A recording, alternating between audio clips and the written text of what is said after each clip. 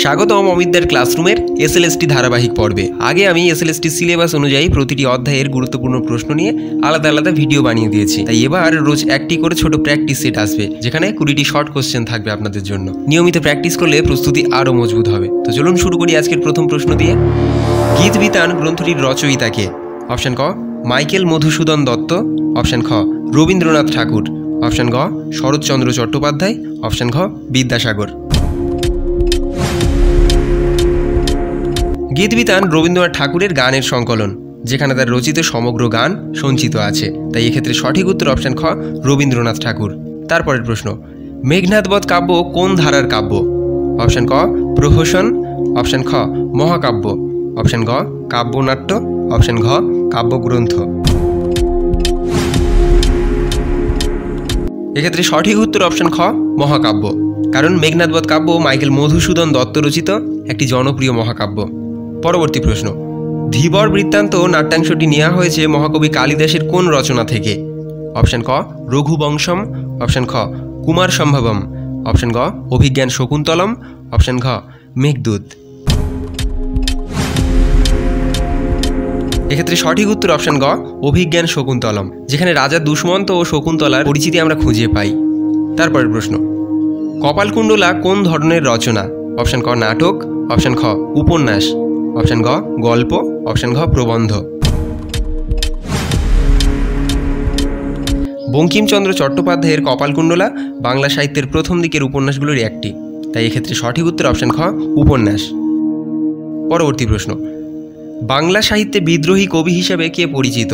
Option ক Sukanta Bhattacharya, option খ রবীন্দ্রনাথ ঠাকুর, option গ কাজী নজরুল ইসলাম, অপশন ঘ জীবনানন্দ দাশ। এক্ষেত্রে আমরা কম বেশি সবাই জানি যে বিদ্রোহী কবিতার জন্য কাজী নজরুল ইসলাম বিদ্রোহী কবি নামে পরিচিত। তাই এক্ষেত্রে সঠিক উত্তর অপশন গ কাজী নজরুল ইসলাম। পরবর্তী প্রশ্ন, অপরাজিত উপন্যাসের লেখক কে?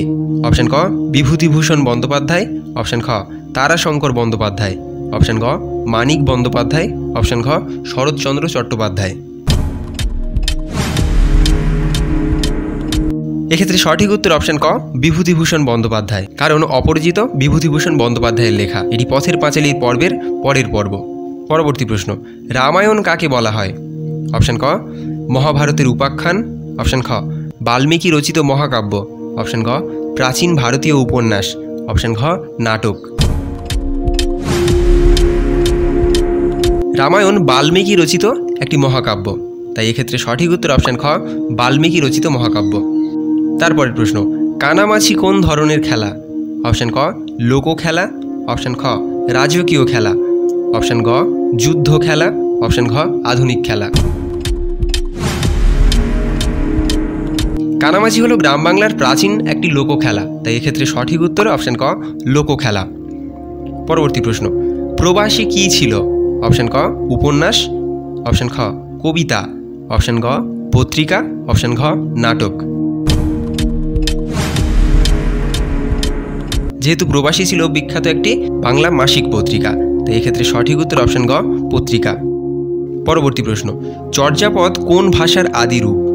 অপশন ক সংস্কৃত, অপশন খ পালি, অপশন গ প্রাকৃত, অপশন ঘ প্রাচীন বাংলা। চর্যাপদ বাংলার প্রাচীনতম সাহিত্য নিদর্শন। তাই এক্ষেত্রে আমরা বলতে পারি সঠিক উত্তর অপশন ঘ প্রাচীন বাংলা। তারপরের প্রশ্ন, কাজলা দিদি কবিতাটি কার লেখা? অপশন ক সুকান্ত ভট্টাচার্য, অপশন খ জীবনানন্দ দাশ, অপশন গ রবীন্দ্রনাথ ঠাকুর, অপশন ঘ সৈয়দ মুস্তাবা আলী। সঠিক উত্তর অপশন ক সুকান্ত ভট্টাচার্য। তারপরের প্রশ্ন, গীতা গ্রন্থের ভাষা কি? অপশন ক পালি, অপশন খ সংস্কৃত, অপশন গ প্রাকৃত, অপশন ঘ বাংলা। শ্রীমদ্ ভগবদ গীতা সংস্কৃত লেখা একটি ধর্মগ্রন্থ। তাই এক্ষেত্রে সঠিক উত্তর অপশন খ সংস্কৃত। তারপরের প্রশ্ন, নৌকাডুবি উপন্যাসটি কার লেখা? অপশন ক রবীন্দ্রনাথ ঠাকুর, অপশন খ শরৎচন্দ্র চট্টোপাধ্যায়, অপশন গ বিভূতিভূষণ বন্দ্যোপাধ্যায়, অপশন ঘ তারাশঙ্কর বন্দ্যোপাধ্যায়।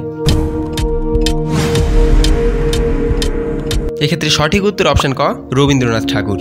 তারপরের প্রশ্ন, দেবদাস উপন্যাসের লেখক কে? অপশন ক শরৎচন্দ্র চট্টোপাধ্যায়, অপশন খ রবীন্দ্রনাথ ঠাকুর, অপশন ঘ মাইকেল মধুসূদন দত্ত, অপশন ঘ বিভূতিভূষণ বন্দ্যোপাধ্যায়। দেবদাস বাংলা সাহিত্যের বিখ্যাত উপন্যাস, যেটা শরৎচন্দ্রের লেখা, তাই এক্ষেত্রে সঠিক উত্তর অপশন ক শরৎচন্দ্র চট্টোপাধ্যায়। তারপরে প্রশ্ন, জীবনানন্দ দাশ কোন ধারার কবি? অপশন ক আধুনিক, অপশন খ প্রাচীন, অপশন ঘ মধ্যযুগীয়, অপশন ঘ ধর্মীয়।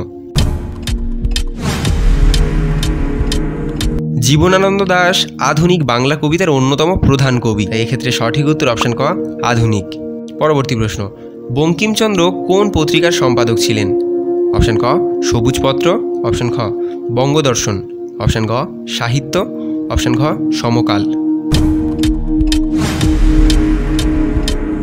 এক্ষেত্রে সঠিক উত্তর অপশন খ বঙ্গদর্শন। পরবর্তী প্রশ্ন, আনন্দমঠ উপন্যাসে ব্যবহৃত বিখ্যাত গান কোনটি? অপশন ক আমি ছুটে চলেছি, অপশন খ বন্দে মাতরম, অপশন গ চল চল চল, অপশন ঘ জনগণ মন।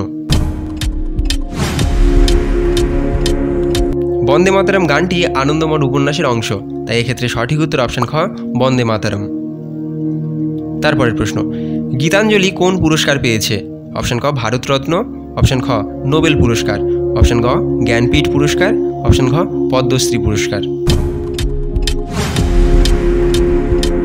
যেহেতু গীতাঞ্জলির জন্য রবীন্দ্রনাথ ঠাকুর 1913 সালে নোবেল পুরস্কার পেয়েছিলেন, তাই এক্ষেত্রে সঠিক উত্তর অপশন খ নোবেল পুরস্কার।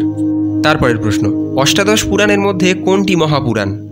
অপশন ক বিষ্ণু পুরাণ, অপশন খ চর্যাপদ, অপশন গ উপনিষদ, অপশন ঘ মনুস্মৃতি।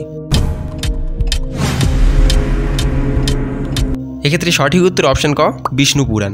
তারপরের প্রশ্ন, কিভাবে হরিদা অল্প কিছু রোজগার করত? অপশন ক গান গেয়ে, অপশন খ বহুরূপী সেজে, অপশন গ দোকানে কাজ করে, অপশন ঘ স্কুলে পড়িয়ে।